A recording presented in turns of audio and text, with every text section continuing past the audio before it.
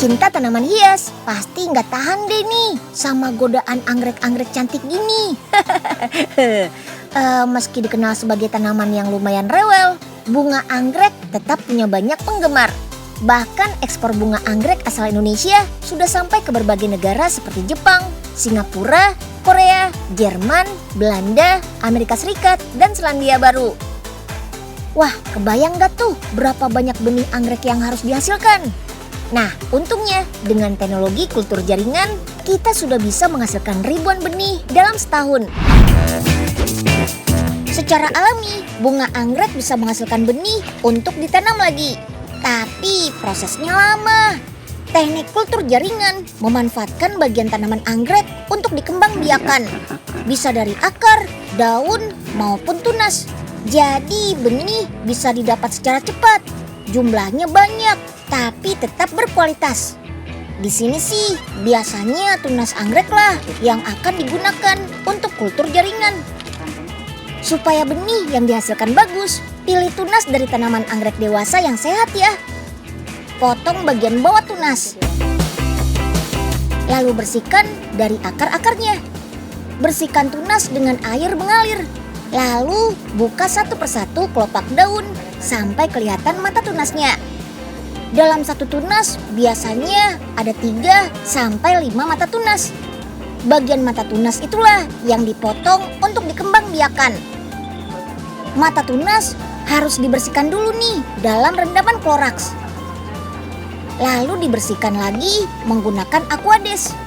Proses pembersihan harus berulang kali ya, supaya hasilnya benar-benar steril.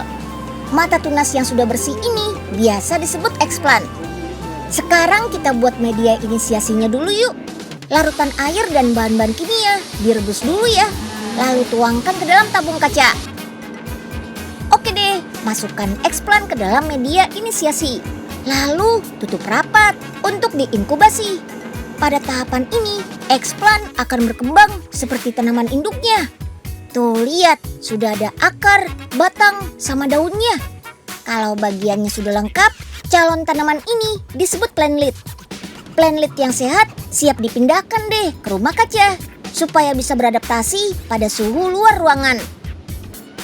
Setelah 1 bulan beradaptasi, keluarkan benih dari botol. Cuci dengan air. Lalu rendam benih dalam larutan bakterisida dan fungisida selama 10 sampai 15 menit. Benih kemudian dikelompokkan sesuai ukurannya, lalu dikeringkan. Benih yang sudah kering siap untuk ditanam di pot nih. Letakkan di tempat yang teduh ya. Untuk penyiraman baru bisa dilakukan saat umurnya sudah 1 minggu.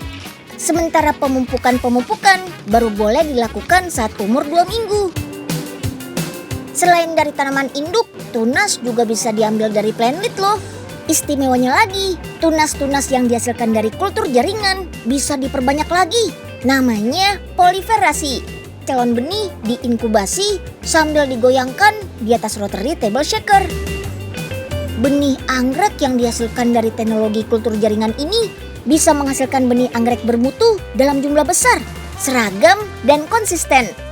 Nah, Unya punya tips nih untuk memelihara tanaman ini. Untuk media tanam berupa moss atau lumut kering, anggrek tidak perlu sering-sering disiram. Karena moss dapat menyimpan air dalam waktu yang lama.